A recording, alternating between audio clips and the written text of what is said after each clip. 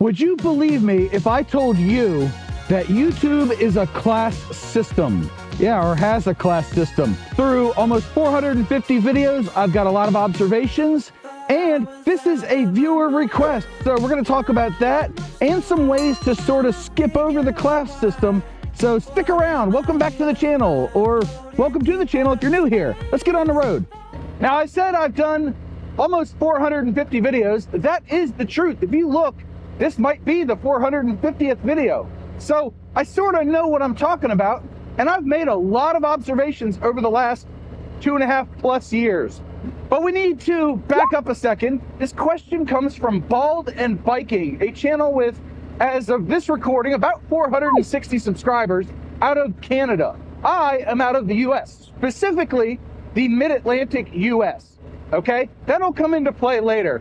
And I'm gonna lay out some facts for you, but I also have some conjecture on my part as an IT professional with a loose understanding of how the internet works in this day and age, okay? So those are the bona fides. Let's get into the question. Bald and Biking wants to know why big YouTubers always play back seamlessly and watching some middle and smaller size channels will net him buffering breaks and lower quality. Speaking of which, I need coffee. No buffering break there. The coffee is hot and ready. Ha-ha! Anyway, it's like 70 degrees here in the Mid-Atlantic, the end of April. Yes, and I read this question as I was walking to get out on my bike and ride. So I thought instead of doing a talking head, I would bring you out to see green stuff. There's grass, there's trees, there's your green stuff. But there's quite a lot to unpack here, okay?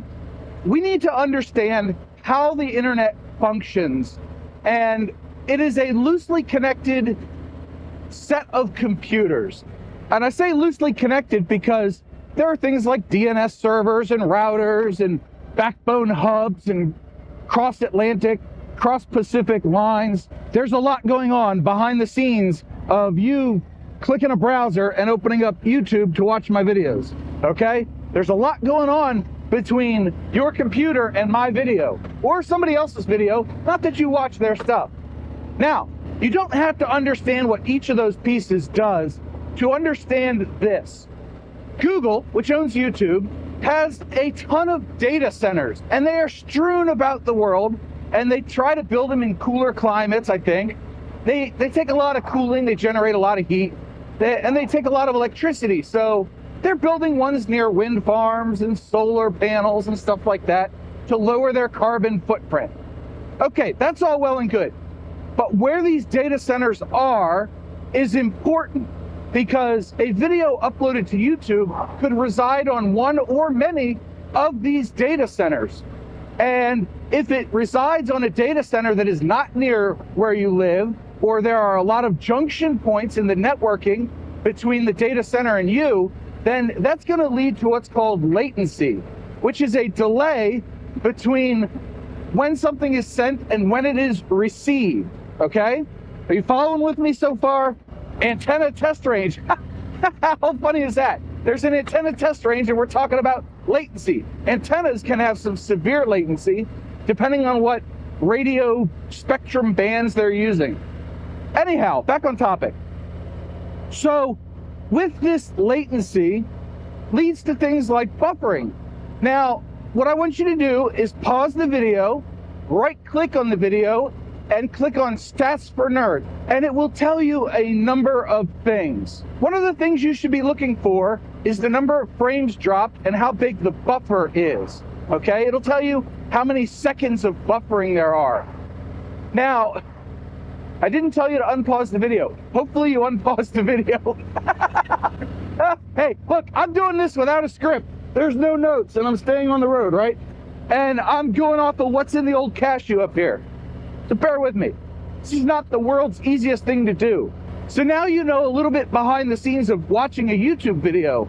If you're on your phone, I don't know if that works, but on a computer, all of this works. And I tend to watch YouTube on a computer. I like watching things on the big screen. I got a 29-inch monitor. So with that, now you have this extra knowledge, right?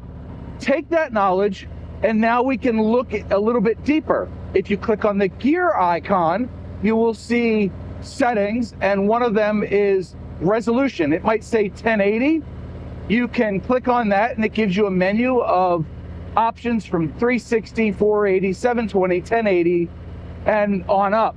I forget what the other ones are. Mine are one step up from 1080. And we will get into the end of this, how to jump the class system, okay?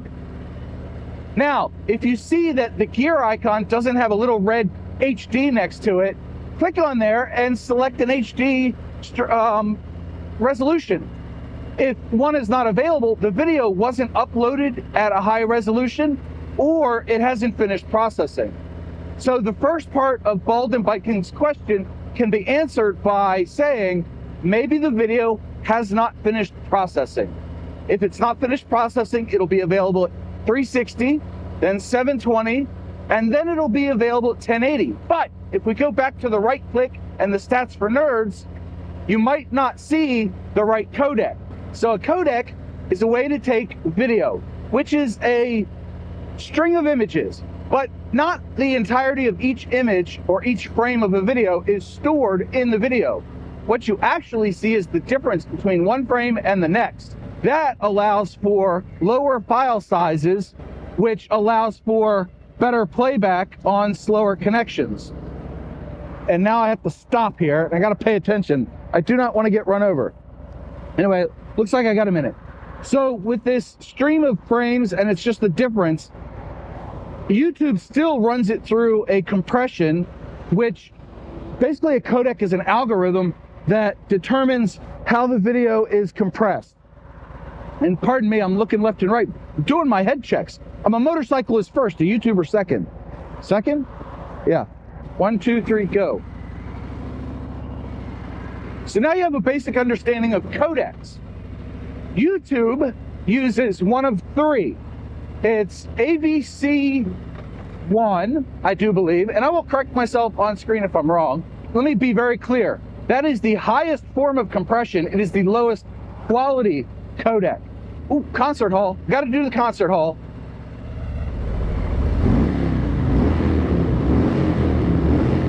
A forever, love it. So VPO9 is the next level up in compression. It's the next level up in quality. It's a lower compression. Being very clear here. The top tier is AVO1 or AV1, one of those two. And that has the lowest compression and the highest quality you can find on a YouTube video. And I've seen this anywhere from about 50,000 views to 100,000 views, maybe a little bit more. The YouTube algorithm will go in and recompress this file so that it is higher quality. What that means is less blurring, like the road right now, the road surface is probably pretty blurred. Can't speak. Thank you. And some of the trees have some blurriness in them because I only have the VPO9 codec. Now, the AV1 or AVO1, that will be very clear. And your big channels generally get this, but it's not even immediately. I've watched Peter McKinnon and Corridor Crew and a few other 5 to 10 million subscriber channels, and their videos are not automatically compressed in this high quality, low compression codec, okay? Hopefully I'm not confusing anybody. If I am, leave a comment below. Also, if you're getting anything out of the video, leave a comment below. So now we know a little bit more about the compression. Let's go back to the data centers real quick. The bigger files, i.e. lower compression, higher quality, it will want to pull those from the closest data center to your house. So with that, you end up maybe, and this is my conjecture, is that maybe you get a lower quality video because that's what's stored on a closer data center to where your computer resides. Now, if you have been paying attention, there's a lot of things going on. And here's where my conjecture comes in. I do believe that if somebody is far away from these data centers, they're going to end up with the lower quality video. Ooh. But if you're closer to one, you're going to get the higher bit rate. Plus, you'll have less latency. So if you notice that you're getting a lot of issues, it might be because the video resides in a completely different country or continent. And that, ladies and gentlemen, is why I think that Bald and Biking is watching my videos in Canada and not getting the highest bit rate. Now, the other thing to remember is that even if YouTube is sending a high bit rate, high quality video to your house, there's a lot of steps that video has to go through to get to your house. So you could have latency in your internet service provider or ISP. You could have a lot of latency there. You could have a lot of different transactional steps through there. So they could have a lot of routers and lines and this and that leads to your home modem or your home router, and then gives you, lots of dropped frames, doesn't give you as big a buffer, and that sort of thing. So if you have that, you're going to automatically get bumped down in resolution, because YouTube will say, oh, well, we can't buffer the way we want to, because there's a lot of interaction between your YouTube player and YouTube. It knows ads that you're watching, how long you're watching the video, et cetera, et cetera. All those analytics that YouTubers like to live and die by. So if you look at that gear icon, maybe you started at 1080, but it can't buffer enough. So now it's back down to 360 or 720. I've seen it happen, even on my high-speed internet. It does happen. Now this leads to, I think, the second part of the question, where sometimes my videos are in 1080 and sometimes they're not. Well, that may be due to local connectivity issues that Bald and Biking is experiencing. Again with the head checks. Are you turning? You are. Good. I'm going. Now I think we have enough to say that there is a class system, because I mentioned earlier that there was a class system. It's defined by the codec that you get. So hopefully now you understand a little bit more about YouTube's compression and how networks work and all of that stuff that goes on between your screen and my video or somebody else's video on YouTube. I can't speak for any other systems, but that's how I understand it to work. Okay? So with that, one more observation, and then I'll give you the secret tricks. The observation is this: the number of subscribers is inversely proportional to the amount of time it takes YouTube to process a video. So if you have very few subscribers, it can take days. It used to take me 3 days to have YouTube recompress one of my videos and process it. Nowadays, it's like a half hour, 40 minutes on the outside, and it's done. Now on to the trick, the way to beat the class. And the way to do it is this. Every GoPro since the Hero 6 or 7, maybe even earlier, has been able to record in a higher resolution than 1080. So do that. Record it at 2.7K or 4K or 5K, whatever, and then set your timeline up in your video editing software to be higher than 1080 resolution. This will automatically skip over the ABC1 codec to the VPO9 codec. And I say automatically with one caveat. It will still go through the ABC1 codec first and then recompress for VPO9. Don't know why it does it, but it does. Oh, look at this traffic. Isn't this wonderful? So that leaves you with a higher quality, lower compression video for your viewers to watch. Another trick would be to not publish your videos until YouTube says they're done processing. Normally when it's processing, it'll say, processing underneath the video name in the content page on your YouTube channel. We can go over here. The create content screen, where it shows all your videos, that's where it hides at. Simple. But when it's done processing, it won't say anything, and the thumbnail or whatever it picks as a thumbnail will be visible. It's good times. That's my recommendations for you. And that's how you beat the class system, because the haves have the VPO9, the have-nots have the ABC1, and the mega rich, they got the AVO1. Yeah. They got all the cards. They got all the quality. They're bogarting it. So anyway, that's it.